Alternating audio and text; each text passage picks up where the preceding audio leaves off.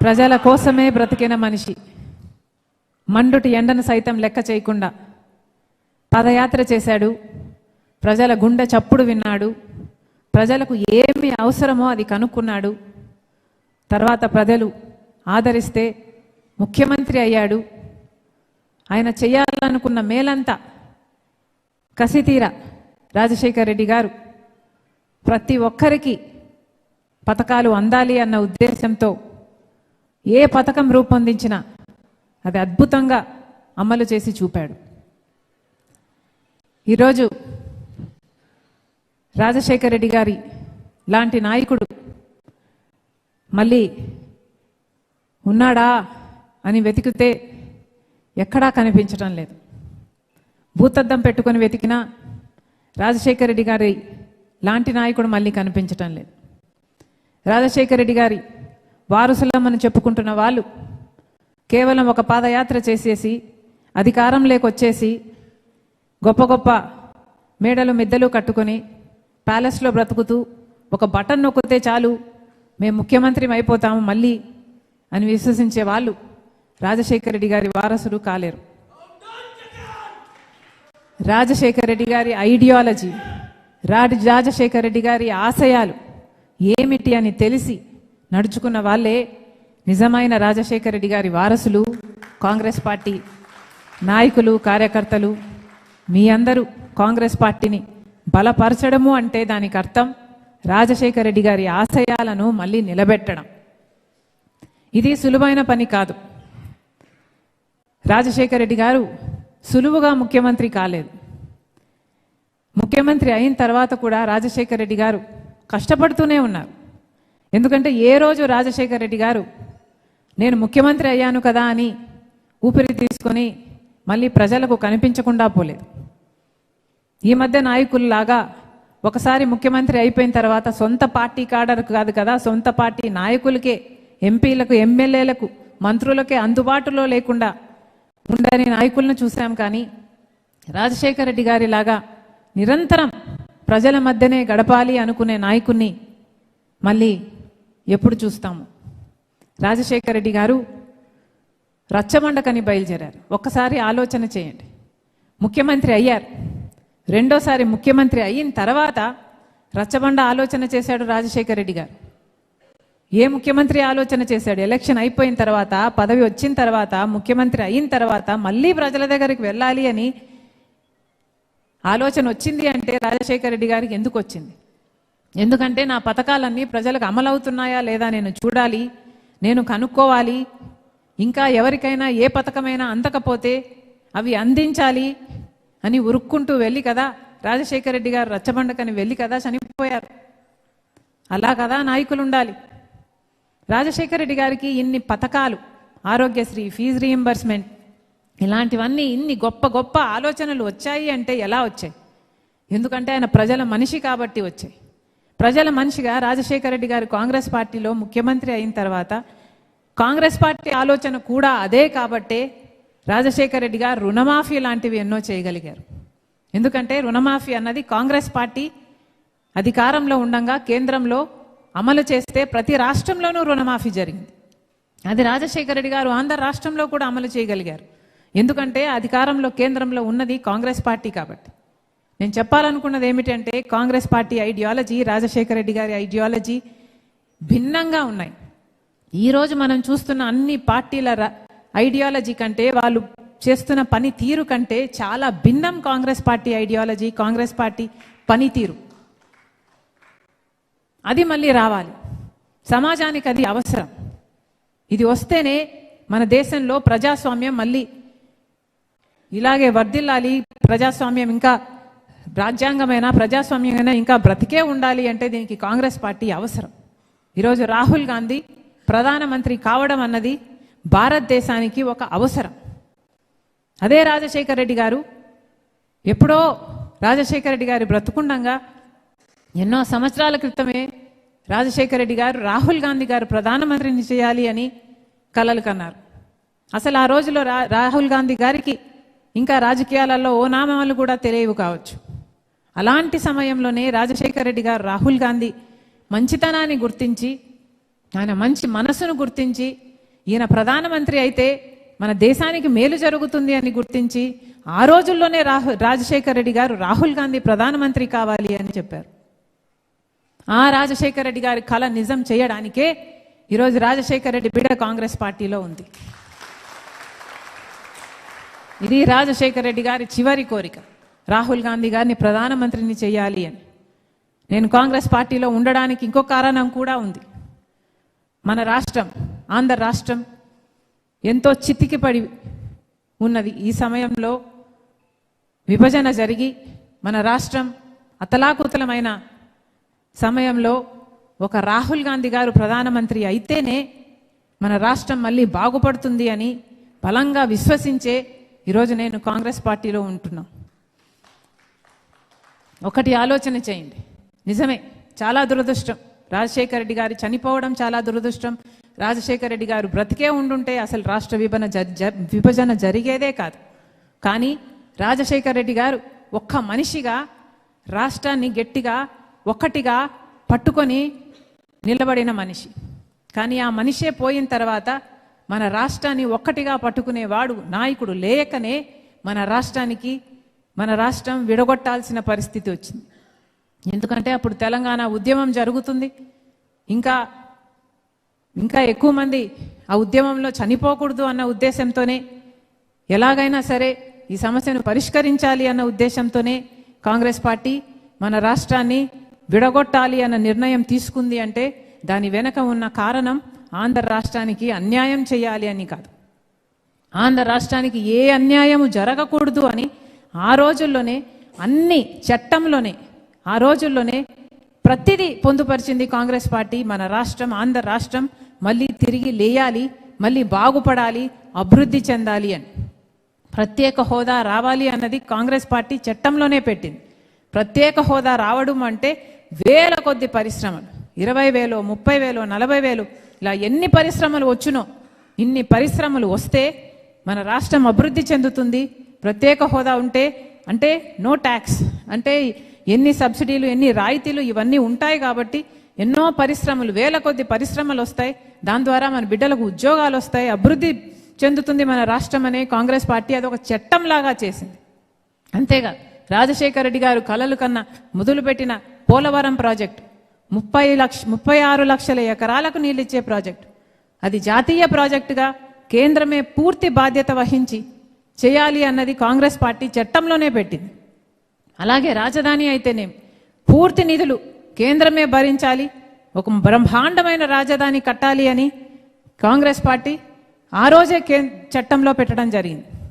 ఇలా ఒకటి కాదు, రెండు కాదు, ఉత్తరాంధ్రకైతేనేమి, రాయలసీమకైతేనేమి, స్పెషల్ ఎకనామిక్ ప్యాకేజ్ అయితేనేమి, లేక దుగ్గరాజపట్నం పోర్ట్ అయితేనేమి, కడప స్టీల్ ఫ్యాక్టరీ అయితేనేమి, రైల్వే జోన్లు అయితేనేమి, మెట్రోలు అయితేనేమి, ఇలా ఒకటి కాదు, రెండు కాదు, ఆంధ్ర రాష్ట్రానికి ఎన్ని కావాలో ఇన్స్టిట్యూషన్లు అయితేనేమి, రీసెర్చ్ సెంటర్లు అయితేనేమి, మెడికల్ అయితేనేమి, ఎడ్యుకేషనల్ అయితేనేమి, ఇలా అన్నీ రావాలి, ఆంధ్ర రాష్ట్రం బాగుపడాలి అని కాంగ్రెస్ పార్టీ ఇవన్నీ చట్టంలోనే చేర్చింది.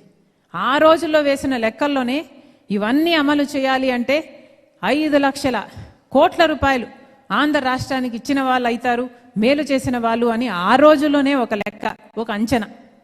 అంటే ఈ రోజుల్లో అది ఏ 10ంతలో అవును. కానీ ఇవేవి జరగలేదు అంటే దానికి కారణం కాంగ్రెస్ పార్టీ మళ్ళీ అధికారంలోకి రాలేదు. అప్పుడు అధికారంలోకి వచ్చింది బీజేపీ పార్టీ. అప్పటి నుంచి బీజేపీ పార్టీ వెన్నుపోటు పొడుస్తూనే ఉంది ఆంధ్ర రాష్ట్రానికి. ఆ తర్వాత జగన్మోహన్ రెడ్డి గారైనా, చంద్రబాబు గారైనా, వీళ్ళు ముఖ్యమంత్రులు అయినా ఒక్కరంటే ఒక్కరు కూడా అధికారంలో ఉండంగా ఆంధ్ర రాష్ట్రానికి మేలు చేసిన నాయకులు లేరు. ఎవరి పార్టీకి వాళ్ళు వాళ్ళ స్వార్థ రాజకీయాలు చేసుకున్నారు. చంద్రబాబు గారైనా, జగన్మోహన్ రెడ్డి గారైనా ప్రత్యేక హోదా గురించి మాట్లాడలేదు, పోలవరం ప్రాజెక్ట్ ఎత్తు తగ్గించడం గురించి మాట్లాడలేదు, రాజధానికి డబ్బులు ఇవ్వకపోతే మాట్లాడలేదు. ఇలా ఒకటి కాదు, రెండు కాదు, అసలు ప్రతి విషయంలోనూ ఒకరు ఉద్యోగాలు ఇస్తామన్నారు, జాబ్ క్యాలెండర్ అన్నారు, మోసం చేశారు. ఇంకొకరు నిరుద్యోగ భృతి అన్నారు, మోసం చేశారు. ఆఖరికి ఇద్దరు కలిపి ఫీజు రీఎంబర్స్మెంట్, ఆరోగ్యశ్రీ లాంటి పథకాలకు కూడా కూనీ చేసి పడేశారు. ఈరోజు మన రాష్ట్రంలో ఏముంది, ఎంత అభివృద్ధి ఉంది అని చూసుకుంటే కనీసం వెతికినా కనిపించదు. మన రాష్ట్రం, మన దేశంలో అసలు రాజధాని లేని రాష్ట్రం ఏదైనా ఉంది అంటే అది ఒక్క ఆంధ్ర రాష్ట్రం మాత్రం మిగిలిపోయింది. ఇంత దారుణంగా పరిపాలన చేశారు. చేసింది కాక ఈరోజు ఇద్దరు జగన్మోహన్ రెడ్డి గారైనా సరే, చంద్రబాబు గారైనా సరే, ఇద్దరు పవన్ కళ్యాణ్ గారైనా సరే, అందరూ కలిపి బీజేపీకే ఊడిగలు చేస్తున్నారు. బీజేపీ ఏం మేలు చేసింది, ఏం లాభం చేసింది మన రాష్ట్రానికి? ఏమీ చేయకపోయినా కూడా వీళ్ళ స్వార్థ రాజకీయాల కోసం ఈరోజు బీజేపీకి ఊడిగలు చేస్తున్నారు. బీజేపీకి బానిసలుగా తయారయ్యారు. బీజేపీ ఏ బిల్లుకు మద్దతు ఇమ్మంటే ఆ బిల్లుకు మద్దతు ఇస్తున్నారు. ఒకటి కాదు, రెండు కాదు, ఎన్ని రకాలుగా మన ఆంధ్ర రాష్ట్రాల్ని, ఆంధ్ర రాష్ట్ర బిడ్డలకి అన్యాయం చేయాలో అన్ని రకాలుగా ఇద్దరు అన్యాయం చేశారు. జగన్మోహన్ రెడ్డి గారు అయితే జలయజ్ఞం నవరత్నాలలో పెట్టి రాజశేఖర రెడ్డి గారి కళ జలయజ్ఞం పూర్తి చేయాలి అని 6 నెలల్లో పూర్తి చేస్తానని చెప్పి జలయజ్ఞం చేయలేదు. చంద్రబాబు గారు సూపర్ 6 అన్నారు. నిరుద్యోగ భృతి 3,000 రూపాయలు అన్నారు. మహిళలకు ప్రతి నెల 1,500 అన్నారు. సూపర్ ఫ్లాప్ చేశారు. అయినా కూడా బీజేపీకి ఇద్దరు, ఒకరు సక్రమ పొత్తు పెట్టుకుంటే ఇంకొకరు అక్రమ పొత్తు పెట్టుకున్నారు. ఇద్దరు బీజేపీ పక్షమే. ఈరోజు కాంగ్రెస్ పార్టీ మాత్రమే ప్రజల పక్షాన నిలబడింది. అటు జగన్మోహన్ రెడ్డి గారైనా, ఇటు చంద్రబాబు గారైనా, పవన్ కళ్యాణ్ గారైనా, ఇందాక మన నాయకులు చెప్పినట్టుగా బాబు, జగన్, పవన్, బీజేపీ అంటే ఎక్కడో లేదు మన రాష్ట్రంలో. ఈ ముగ్గురే బీజేపీ. ముగ్గురు బీజేపీ పక్షం, మోడీ పక్షం. ఈరోజు కాంగ్రెస్ పార్టీ మాత్రమే ప్రజల పక్షాన నిలబడుతుంది, ప్రజల పక్షాన ప్రశ్నిస్తుంది, ప్రజల పక్షాన పోరాటాలు చేస్తుంది. రాహుల్ గాంధీ గారి నాయకత్వంలో ఈరోజు కాంగ్రెస్ పార్టీని బలపరచాలి అన్న దృఢ నిర్ణయంతో మణికం ఠాకూర్ గారు, అలాగే గణేష్ గారు, ఏఐసిసి నుంచి పలక్ గారు, వీళ్ళందరూ కలిసి రాష్ట్రంతో దగ్గరగా పనిచేసి కాంగ్రెస్ పార్టీని ఎలాగైనా బలోపేతం చేయాలి అన్న ఉద్దేశంతో, ఈరోజు ఇతర పార్టీల నుంచి కూడా చేరికలు ఉండాలి అన్న ఉద్దేశంతో ఎంతో ఇనిషియేటివ్ తీసుకొని ఈరోజు ఈ కార్యక్రమం చేపడితే ఈరోజు 100 మంది కాంగ్రెస్ పార్టీలో చేరుతున్నారు. కాంగ్రెస్ పార్టీలో చేరాలి. ఇది ఫేజ్ 1 మాత్రమే. ఇది ఇంకా ఇంకా పెరగాలి. ఎందుకంటే ఈరోజు దేశానికి అవసరం కాంగ్రెస్ పార్టీ. ఈరోజు మన దేశం ఎంత దారుణమైన స్థితిలో ఉంది.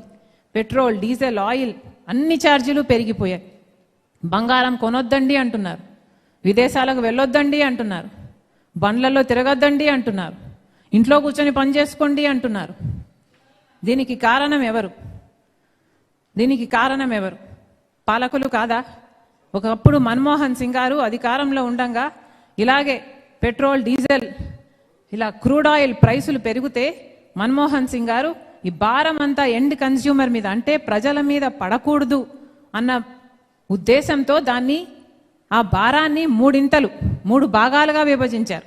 ఒక భాగం కేంద్ర ప్రభుత్వమే ఆ భారం భరించేటట్టు, ఇంకొక భాగం పెట్రోలియం కంపెనీలు భరించేటట్టు, మూడో భాగం మాత్రమే కన్స్యూమర్ల మీద పడేటట్టుగా ఆ రోజు రూపకల్పన చేశారు. మరి ఈరోజు ఏం జరుగుతుంది?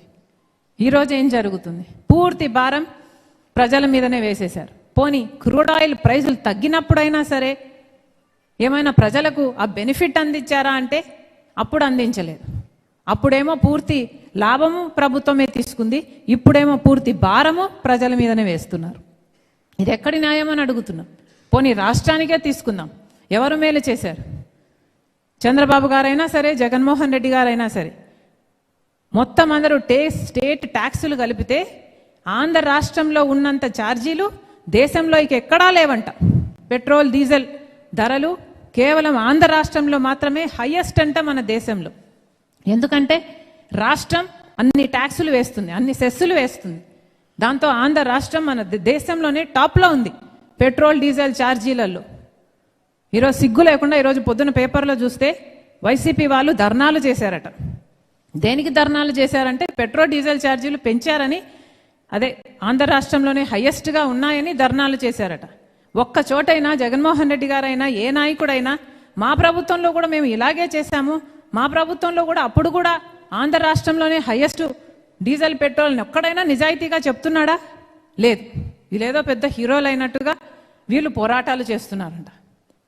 పోనీ చంద్రబాబు గారు ఆ రోజుల్లో జగన్మోహన్ రెడ్డి గారు అంత వేటేస్తున్నారు, అంత సెస్సులేస్తున్నారు అని ఆ రోజు చంద్రబాబు గారు పెద్దగా చెప్పారు, ఉద్యమాలు చేశారు, మేము వచ్చినప్పుడు తగ్గిస్తాము అని. మరి చంద్రబాబు గారు కూడా ఇప్పుడు అలాగే చేస్తున్నారు. ఇద్దరికి ఏమిటి తేడా? దొందే. ప్రజల గురించి ఎవరు ఆలోచన చేస్తున్నారు? ఎవరు ఆలోచన చేయటం లేదు. అసలు ఆంధ్ర రాష్ట్రం కాదు కదా, అసలు భారతదేశ గౌరవం కూడా తగ్గించేస్తున్నారు మోడీ గారు. అసలు ఒకప్పుడైతే భారతదేశ గౌరవం ఎంత ఎత్తున ఉండేదంటే ఇందిరాగాంధీ గారి టైంలో అమెరికాతో ఇందిరాగాంధీ గారు చాలా ధైర్యంగా చెప్పగలిగారు, మీ జోక్యం మా దేశం మీద అనవసరము అని, మీ పని మీరు చూసుకోండి అని. మహిళా ప్రధానమంత్రిగా ఉండి కూడా అంత గట్టిగా సమాధానం చెప్పగలిగింది ఇందిరాగాంధీ. మరి ఇప్పుడు మోడీ గారు ఏం చేస్తున్నారు? మోడీ గారి పిలక ట్రంప్ గారి చేతుల్లో ఉంది కాబట్టి ఏమీ మాట్లాడు, వాళ్ళకు బానిసయ్యాడు. సోలార్ డీల్లో అదానీ గారు జగన్మోహన్ రెడ్డి గారికి ఇచ్చిన లంచం దగ్గర నుంచి మోడీ గారి ప్రతి అక్రమానికి కావాల్సిన రుజువులన్నీ ట్రంప్ చేతుల్లో ఉన్నాయి. కాబట్టి ట్రంప్ ఏం చెప్తే మోడీ గారు అదే చేయాలి. అందుకే ఈరోజు ట్రంప్కి బానిసునిగా మారాడు మోడీ గారు. ఈరోజు ఎక్కడుంది ఆత్మగౌరవం? భారతీయుల్ని సంకెళ్ళు వేసి అమెరికా నుంచి పంపితే మనం ఆత్మగౌరవం లేని వాళ్ళగా కళ్ళప్పగించి చూసాం. అయ్యో ఏమిటి ఘోరము అని. ఎక్కడుంది భారతదేశానికి గౌరవం? ఈరోజు పాకిస్తాన్ అయినా చైనా అయినా అమెరికాకు మళ్ళీ దగ్గర అవుతున్నారు. నిన్న చైనాకి వెళ్ళాడు ట్రంప్, పాకిస్తాన్ ఆ ఇరాన్ దాని వాళ్ళ డీలు మధ్యవర్తిత్వం వహిస్తున్నది పాకిస్తాన్. మరి ఇండియా ఎక్కడుంది? భారతదేశం ఎక్కడుంది? భారతదేశ గౌరవం ఎక్కడుంది? ఎంతగా తగ్గించేశారు. ఇవన్నీ కూడా ఆలోచించాల్సిన విషయాలు. వీటన్నిటి గురించి పోరాటం చేస్తున్నది ఒక్క కాంగ్రెస్ పార్టీ మాత్రమే. రాహుల్ గాంధీ గారు దాచుకోవడానికి ఏమీ లేదు, దోచుకున్నది ఏమీ లేదు కాబట్టి, భయపడని వ్యక్తి కాబట్టి ఈరోజు ఇంత గట్టిగా నిలబడి ప్రజల పక్షాన పోరాటం చేయగలుగుతున్నాడు. ఎన్నో త్యాగాలు చేసిన కుటుంబం అది, ప్రాణత్యాగాలు చేశారు. ఈ రోజు వరకు కూడా చాలా సింపుల్గా హంబుల్గా బ్రతికే కుటుంబం వాళ్ళది. కేవలం వాళ్ళైతే మాత్రమే, రాహుల్ గాంధీ గారు మాత్రమే మన దేశానికి ప్రధానమంత్రిగా ఉంటేనే మన దేశం బాగుపడుతుందని ఏనాడో చెప్పాడు రాజశేఖర్ రెడ్డి గారు. మనందరం కలిసి దాన్ని నిజం చేయాలి. ఆంధ్ర రాష్ట్రంలో కూడా కాంగ్రెస్ పార్టీ నిలబడాలి, బలపడాలి, ఎదగాలి, గెలవాలి. ఇవన్నీ మనం చెయ్యి కలిపితే ఇది సాధ్యం చేసుకోగలం. మరొకసారి కాంగ్రెస్ పార్టీని, ఐడియాలజీని నమ్మి మీరు ఈరోజు కాంగ్రెస్ పార్టీలో చేరుతున్నందుకు మరొకసారి రాజశేఖర్ రెడ్డి బిడ్డ మనస్ఫూర్తిగా మిమ్మల్ని ఆహ్వానిస్తుంది. Thank you. జోహార్ వైఎస్ఆర్, జోహార్ వైఎస్ఆర్, జై కాంగ్రెస్.